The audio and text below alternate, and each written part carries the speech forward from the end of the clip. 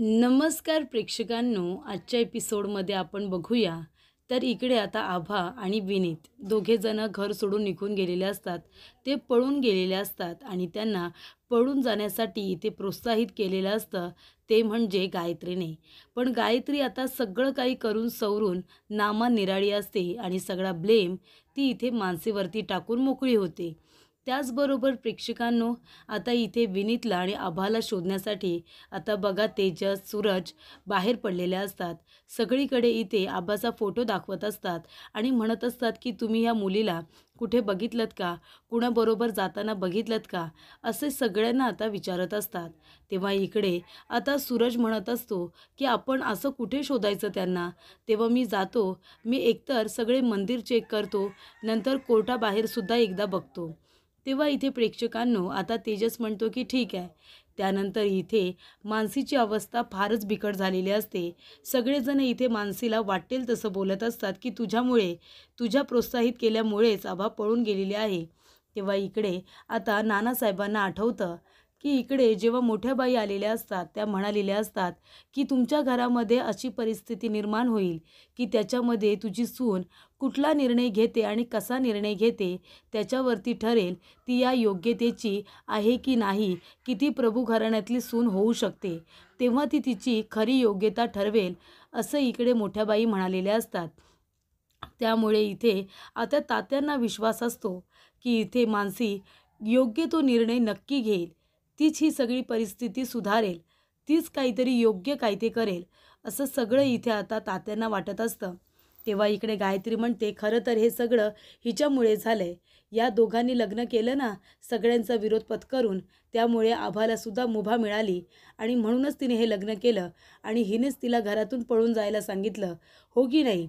तेव्हा गायत्री इथे वाटेल तसं मानसीला बोलत असते, तरी मानसी शांतपणे सगळं काय ऐकत असते. मानसी म्हणते नाही, मी खरंच काही नाही केलं आहे, मलासुद्धा माहिती नव्हतं, मी तर त्या दोघांना एकत्र कधी बघितलेलं सुद्धा नाही आहे, मी त्यांना पळून जायला नाही सांगितले. तेव्हा इकडे आता लगेचच इथे सुगंधा म्हणत असते, जर तू आम्हाला सांगितलं असतंस तर आम्ही काहीतरी केलं असतं, आम्ही त्यांना थांबवलं असतं, पण तू साधा आमच्याशी बोललीसुद्धा नाहीस. त्या गोष्टीचा इथे सुगंधाला राग आलेला असतो. तेव्हा इथे तेजस एक काम करतो, मामांना फोन करतो आणि विचारतो की मामा विनीत कुठे आहे. मामा म्हणतात की मला नाही माहिती, मी आत्ताच गावावरून परत आलो आहे, विनीत घरी असेल मला असं वाटतं. तेव्हा इथे तेजस म्हणतो की बरं ठीक आहे, ते घरी असेल ना तर मला तुम्ही नक्की सांगा. तेव्हा इकडे मामा म्हणतात तेजसराव काय झालं, हे बघ काय झालं ते मला खरं खरं सांगा, तुम्ही काही लपवू नका माझ्यापासून. तेव्हा तेजस म्हणतो मामा आता कसं सांगू तुम्हाला, आमचे आभा आणि तुमचा विनीत दोघेजणं पळून गेलेत, मला असं वाटतंय ते दोघंजणं लग्न करूनच येतील. तेव्हा इकडे आता मामा म्हणत असतात काय, आमचा विनीत, नाही हो विनीत असं नाही करणार.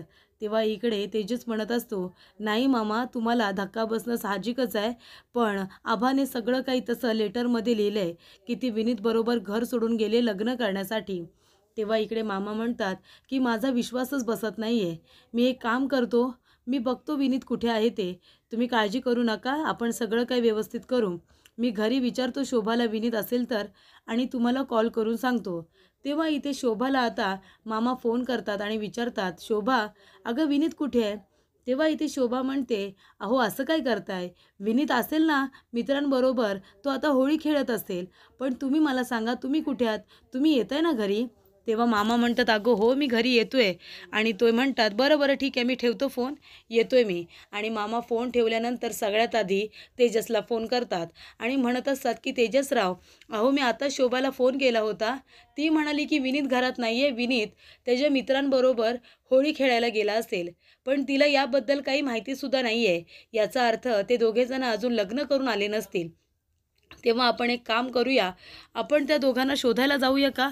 तेव्हा इथे तेजस आता म्हणतो मी कधीपासून त्याच दोघांना शोधतोय, पण ते मला सापडतच नाही आहेत. त्यानंतर प्रेक्षकांनो इकडे आता सुगंधाला चक्कर येते. तेव्हा मानसी तिला हात लावायला जाते, तेव्हा सुगंधा तिचा हात झटकून देते आणि म्हणते तुझ्यामुळे झालं हे सगळं, तुझ्यामुळे माझी मुलगी आभा पळून गेली, नाहीतर ती कधीच गेली नसती. तेव्हा इथे गायत्री म्हणते की सासूबाई तुम्ही शांत व्हा, शांत व्हा, तुम्हाला चक्कर आली, तुम्ही जास्त काही बोलू नका आणि स्वतःला इतका त्रास करून घेऊ नका. त्यानंतर इथे आता धावत पळत मानसी किचनमध्ये येते. किचनमध्ये आल्यानंतर इकडे आता सुगंधाचा BP लो झालेला असतो. तेव्हा ती आता लिंबू पाणी करून देत असते. तेव्हा इथे गायत्री म्हणत असते, बघितलंत ना तुम्ही सासूबाई, या तुम्ही आता मानसीला घरातली जबाबदारी देत होता, सगळं काही समृद्धी वगैरे हिच्यामुळे आली असं तुम्ही सगळेजण म्हणत होता ना. काय केलं या मुलीने बघितलं तुम्ही? या मुलीने आपल्या आभाला विनीतबरोबर पळून जाण्यासाठी प्रोत्साहित केलं आणि म्हणूनच आपली आभा गेली. तेव्हा इथे या सगळ्यात फक्त आणि फक्त मानसीची चुकी आहे. त्यानंतर तिथे आता हे सगळं अजिबात निधीला ऐकत नाही. निधीला ऐकवत नाही. निधी किचनमध्ये येते आणि म्हणते, ताई सांग ना, का केलंस तू असं? का तू माझ्याबरोबर अशी वैरिणीसारखी वागलीस? तुला माहिती होतं ना आभाचं आणि विनीतचं प्रेम आहे, मग तू का नाही मला सांगितलंस? का तू माझ्यापासून एवढी मोठी गोष्ट लपवून ठेवलीस? मी प्रत्येक वेळेला तुझा विचार करत आले आणि तू माझा विचार न करता त्या आभाचा विचार केलास. तू तुझ्या सख्ख्या बहिणीचा विचार नाही केलास आणि त्या आभाचा विचार केलास. म्हणूनच तू माझ्यापासून ही गोष्ट लपवून ठेवलीस ना. तेव्हा इथे निधी म्हणत असते, ताई तू इथे स्वतःचा विचार करतेस नाहीतर त्या आभाचा केलास. माझा विचार तू कधीच करत नाही, पण मी प्रत्येक वेळेला तुझा विचार करत आली. तुला माहिती आहे विनीत मला लहानपणापासून आवडतो, लहानपणापासून. पण मामीला सून म्हणून तू हवी होतीस म्हणून प्रत्येक वेळेला मी गप्प बसले. माझ्या तोंडातून कधी एक शब्दसुद्धा बाहेर आला नाही, कारण मला असं वाटत होतं माझ्या ताईचं चांगलं व्हायला हवं आणि म्हणून मी गप्प बसले होते. पण जेव्हा तुझं आणि तेजस जिजूंचं लग्न झालं त्यानंतरला मात्र मी विनीतच्या अजूनच प्रेमात पडले आणि मी त्याच्याबरोबर लग्नाचा विचार केला होता. पण तुझ्यामुळे हे शक्य झालेलं नाही आहे. तुझ्यामुळे ती आभा आणि विनीत दोघेजणं पळून जाऊन लग्न करणार आहेत.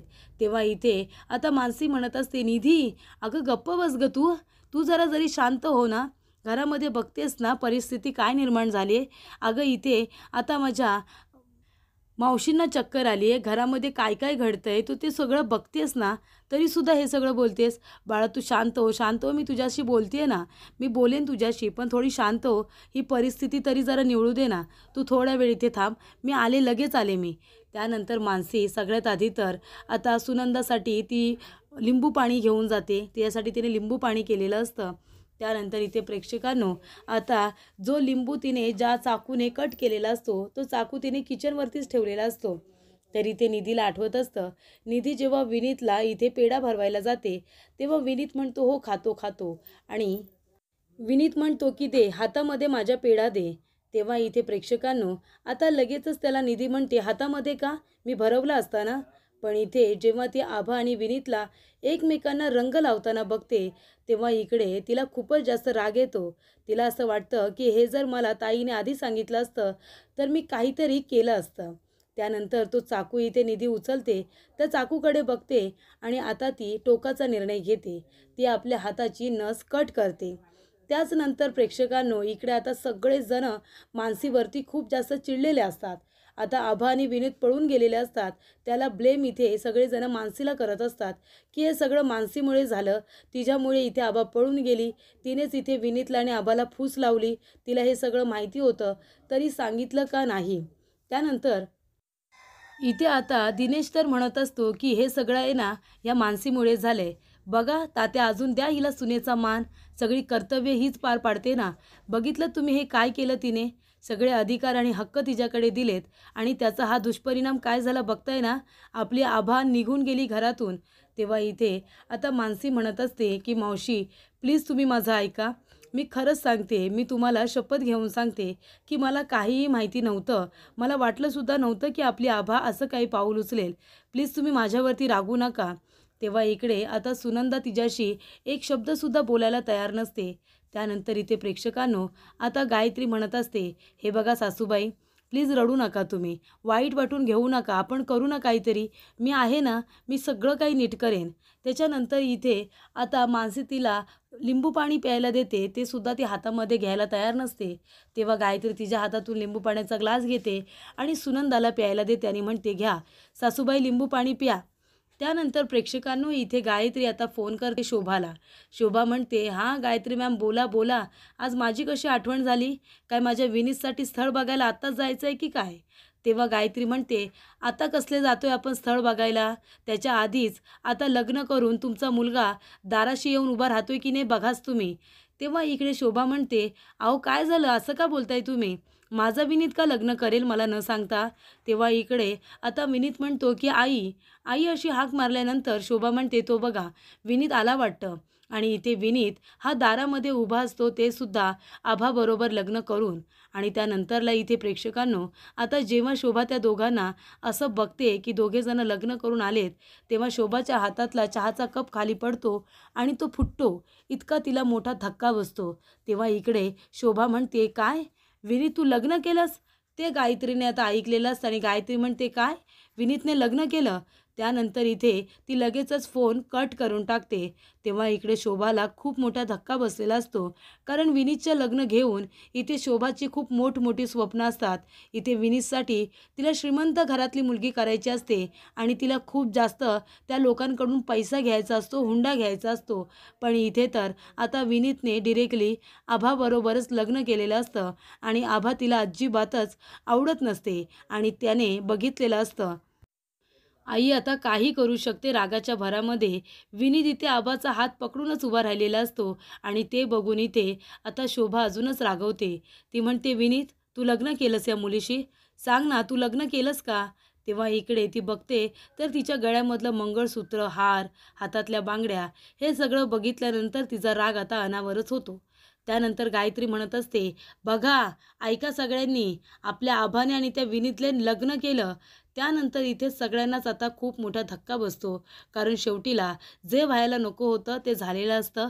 आभा घरातून नुसती पळून गेलेली नसते तर लग्न करून ते दोघेजणं घरी सुद्धा आलेले असतात. इथे मानसी म्हणत असते हे बघा मावशी तात्या मी खरंच सांगते तुमच्यासमोर हात जोडते. या सगळ्यात माझी काही चुकी नाही आहे हो. माझ्यावरती रागू नका.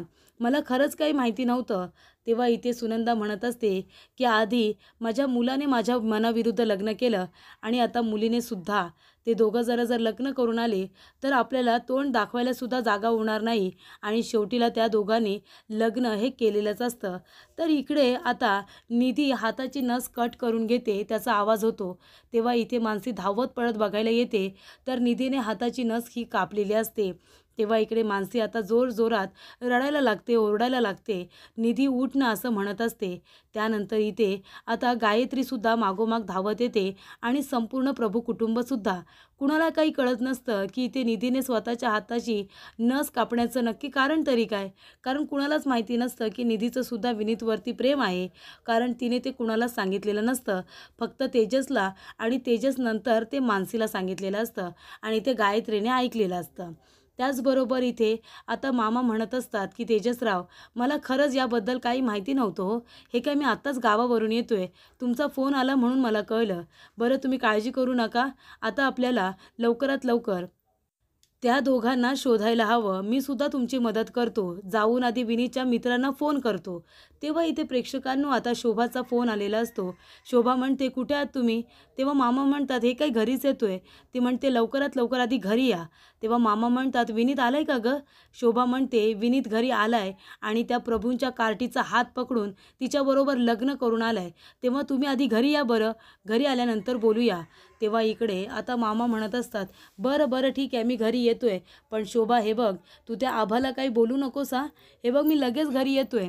तेव्हा इथे मामा फोन ठेवतात आणि म्हणतात की तेजसराव अहो विनीत आणि आभा या दोघांनी लग्न केलंय आणि ते दोघेजणं घरी गेलेत. हे काय शोभाने मला आत्ताच सांगितलं. तेव्हा आता आपल्याला घरी जावं लागेल. चला आपण जाऊया. तेव्हा इथे तेजस म्हणतो हो मामा चला चला. त्यानंतर इथे मानसीचा फोन येतो. तेव्हा तेजस म्हणतो हां लकीचाम बोला. हे बघा काळजी करू नका. आभा आणि विनीत यांनी लग्न केलंय. ते दोघेजणं घरीच गेलेत. तेव्हा इथे मानसी म्हणत असते राष्ट्रहित अहो निधीने हाताची नस कापली आहे आणि खूप जास्त रक्त जाते. काय करायचं मला कळत नाही आहे. तुम्ही लवकर या ना. तेव्हा इथे तेजस म्हणतो हो मी येतो. त्याला खूप मोठा धक्का बसलेला असतो. कारण त्याला माहिती असतं इथे निधीचं विनीतवरती किती प्रेम आहे. पण विनीतला स्वतःलाच माहिती नसतं. तर इकडे प्रेक्षकांनो आता मामा विचारतात काय झालं तेजसराव? तेव्हा तेजस म्हणतो की मामा निधीने हाताची नस कापून घेतले. तेव्हा मामा म्हणतात काय? मग चला चला आपल्याला हॉस्पिटलला जायला हवं ना. तेवढ्यातच इथे गायत्री माणसे ॲम्ब्युलन्समधून निधीला हॉस्पिटलला घेऊन आलेले असतात. तेव्हा इथे आता निधी ही बेशुद्ध झालेली असते. डॉक्टर म्हणतात की गायत्री मॅम तुम्ही इथे. तेव्हा गायत्री म्हणते, हे बघा तुम्ही आधी हिला आतमध्ये घ्या बरं, तिची ट्रीटमेंट सुरू करा. ते बघा तिच्या हातातून खूप जास्त रक्त जाते. तेव्हा इकडे डॉक्टर निधीचा हात बघतात तर खूप मोठा कट असतो. तिने जाणून बुजून आत्महत्या करण्याचा प्रयत्न केला आहे हे डॉक्टरांच्या लक्षात येतं. डॉक्टर म्हणतात की हिला इमर्जन्सी रूममध्ये घ्या आणि बेसिक ट्रीटमेंट सुरू करा. त्यानंतर इथे गायत्री आधी घाईत घाई एक काम करते, ते म्हणजे तिने संपदाला फोन केलेला असतो. संपदाला फोन करते तेव्हा संपदा म्हणते की गायत्री मॅम मला का फोन करतायत. तेव्हा इथे आता गायत्री म्हणत असते, हे बघा संपदा काकू तुम्ही लवकरात लवकर आहे ना इकडे आता हॉस्पिटलला या. तेव्हा इथे संपदा म्हणते, का काय झालं, सगळं काही ठीक आहे ना, माझी मनू कशी आहे. तेव्हा इथे आता गायत्री म्हणत असते, मानसी एकदम ठीक आहे, तुम्ही एक काम करा हॉस्पिटलला या, इथे आल्यानंतर तुम्हाला सगळं काही सांगतो. त्यानंतर इथे मानसी आता घाबरलेली असते आणि त्याच्यामध्ये घाईत घाई करून गायत्रीने सगळ्यात आधी संपदाला फोन केलेला असतो. तेव्हा इथे फोन चालूच असतो आणि डॉक्टर म्हणत असतात की हे बघा पोलिसांना फोन करावा लागेल, कारण पोलीस कंप्लेंट करावी लागेल, कारण हिने आत्महत्या करण्याचा प्रयत्न केला आहे. ते काय तिच्या हाताला किती मोठा कट बसला आहे. तेव्हा गायत्री म्हणते, काय आत्महत्या. तेव्हा संपदा म्हणते, कुणी आत्महत्या केली आहे, निधीला काय झालं आहे. तेव्हा इथे गायत्री म्हणते की हे बघा तुम्ही इथे आल्यानंतर सगळं काही कळेल, तुम्ही आधी या बरं इथे हॉस्पिटलला या. तेव्हा मानसी आता घाबरते. डॉक्टर म्हणतात की हे बघा सगळी प्रोसिजर करण्यात येते, आम्ही ट्रीटमेंटसुद्धा सुरू केली तुमच्या सांगण्यावरून. पण हे बघा गायत्री मॅम इथे आता पोलिसांना बोलवून पोलीस कंप्लेंट तर करावीच लागेल ना, कारण ते आमच्या हॉस्पिटलचे नियम आहेत, आम्ही त्याच्या विरोधात नाही जाऊ शकत. तेव्हा आता पोलिसांना बोलवून पोलीस कंप्लेंट होईल की हिने नक्की असं का करण्याचा प्रयत्न केला आहे. तेव्हा गायत्री म्हणते, तेव्हा असं काय करताय, निधी आमच्या घरी आली होती होळीसाठी, आमच्या घरी येऊन ती हाताची नसका कापेल. आणि तुम्हाला माहिती आहे का ती मानसीची बहीणसुद्धा आहे. मानसी आणि ती दोघीजणी किचनमध्ये होत्या आणि मग त्या दोघीजणी बोलत असताना मानसी बाहेर आली आणि निधीने हाताची नस कापली. मग आता तिलाच विचारा ना तुम्ही नक्की काय घडलं ते. पण हे करणं चुकीचं आहे. तिने आमच्या घरी येऊन नस कापले म्हणून तुम्ही पोलीस कंप्लेंट कशाला करताय. नक्की काय आहे काय नाही ते जाणून घ्यायला नको का. त्यानंतर इथे मानसीला आठवतं तेजस म्हणालेला असतो की तुम्हाला माहिती आहे का लकी चाम, अहो निधीचं कुठल्या मुलावरती प्रेम आहे. तेव्हा मानसी म्हणते कुठल्या. तो म्हणतो की विनीतच्या. तेव्हा इथे मानसीला आठवतं की हे सगळं निधीने विनीतसाठी केलं आहे, कारण विनीत आणि आभाने लग्न केलं असेल या विचाराने तिने हे सगळं केलं आहे. तेव्हा इथे आता गायत्री म्हणते, मानसी अगं बोल ना, तुम्ही मानसीला विचारा जे काही विचारायचं आहे ते. तेव्हा इकडे मामा म्हणत असतात, आता काय करायचं, हॉस्पिटलला जायचं का, कारण तिथे खरं तर त्यांना माझी गरज आहे, मी तिथे गेलं पाहिजे. पण तेजसराव अहो घरीसुद्धा गरज आहे, कारण आभा आणि विनीत दोघेजणं लग्न करून घरी गेलेत, त्यामुळे शोभा आता सॉलिड चिडली असेल, ती रागाच्या भरामध्ये काही चुकीचं करायला नको. तेव्हा इथे तेजस म्हणतो, मग एक काम करूया, तुम्ही हॉस्पिटलला जा, मी तिकडे जातो. तेव्हा इथे मामा म्हणतात, नाही नको नको, शोभाला थांबवण्यासाठी तिथे मीच हवा आहे, तुम्ही गेलात ना तुमचं काही ऐकणार नाही आहे ती. तेव्हा तुम्ही एक काम करा, तुम्ही आधी हॉस्पिटलला जा, मी घरी जातो, तिथली सगळी परिस्थिती सांभाळतो आणि मी लगेच हॉस्पिटलला येतो, मग तर ठीक आहे ना. तेव्हा इथे तेजस म्हणतो, बरं बरं ठीक आहे. तेव्हा तिथे काय चाललं आहे ते तुम्ही प्लीज मामा बघा आणि आभाला तुम्ही सांभाळून घ्या, मी नंतर येईनच. तेव्हा मामा म्हणतात, आणि तुम्ही हॉस्पिटलला जात आहे, निधीची मला खबर देत राहा. तेव्हा इकडे तेजस म्हणतो, हो नक्की. त्यानंतर इथे गायत्री म्हणत असते की हे सगळं नक्की चाललंय तरी काय, म्हणजे निधीने हाताची नस कापण्याचं कारण तरी काय. मानसी अगं तुला काही माहिती आहे का, सांग ना डॉक्टरांना, तुला काही माहिती असेल तर. तिला कसं टेन्शन होतं का, अगं हसती खेळती मुलगी होती ती, डॉक्टर आहो, ती जॉबला जाते, चांगली कामाला आहे, तिच्या बहिणीचं लग्न झालं आहे, तिची आई आणि ती दोघीजणीच असतात आणि चांगली हसणारी खेळणारी मुलगी आहे, ती असं का करेल बरं. तेव्हा इकडे आता मानसी म्हणत असते, डॉक्टर एक काम करा ना, मी तुम्हाला रिक्वेस्ट करते, मी तुम्हाला सगळं सहकार्य करेन, पण आधी तुम्ही माझ्या बहिणीला चेक करा, तिला शुद्धीवरती येऊ दे, त्यानंतर मी तुम्हाला जे काही आहे ते सगळं खरं खरं सांगेन. त्यानंतर मानसी आता टेन्शनमध्येच असते, काय सांगावं काय नाही सांगावं, कारण आधीच इथे आभा आणि विनीतमुळे सगळेजण टेन्शनमध्ये असतात आणि त्याच्यात जर इथे सगळ्यांना कळलं की इथे निधीचं सुद्धा विनीतवरती प्रेम होतं आणि त्यासाठी तिने हाताची नस कापली, तर लोक काय विचार करतील याची तिला भीती वाटत असते. तर पुढील भागामध्ये आपण बघूया, जेव्हा मानसी इथे गायत्रीला सगळं सांगते तेव्हा गायत्री म्हणते, अच्छा म्हणजे तुझ्या बहिणीचा जाच होईल, तुझ्या बहिणीचा इथे जाच करेल तुझी मामी, म्हणून आमच्या आभाला तू इथे तोफेच्या तोंडी उभं केलंस, आमच्या आभाला तुझ्या मामीच्या घरामध्ये जबरदस्तीने तू पाठवलंस ना. तेव्हा इकडे आता मानसी घाबरते. त्यानंतरला इथे आता शोभा इतकी चिडलेली असते की ती जबरदस्ती आभाच्या गळ्यातून मंगळसूत्र हिसकावून घेत असते आणि तिच्या थोबाडीत देत असते. ती म्हणत असते, काढ मंगळसूत्र. तेव्हा विनीत आपल्या आईचा हात पकडतो आणि ते मंगळसूत्र तिला काढू देत नाही. तेव्हा इथे गायत्री आता मानसीला जेव्हा ब्लेम करत असते की तू आभाला जबरदस्तीने घरातून पळून जायला सांगितलंस, तुझ्या बहिणीचा जाच होऊ नये म्हणून. तेव्हा इकडे तेजस येतो आणि म्हणतो, काय हो वहिनी, काय बोलताय?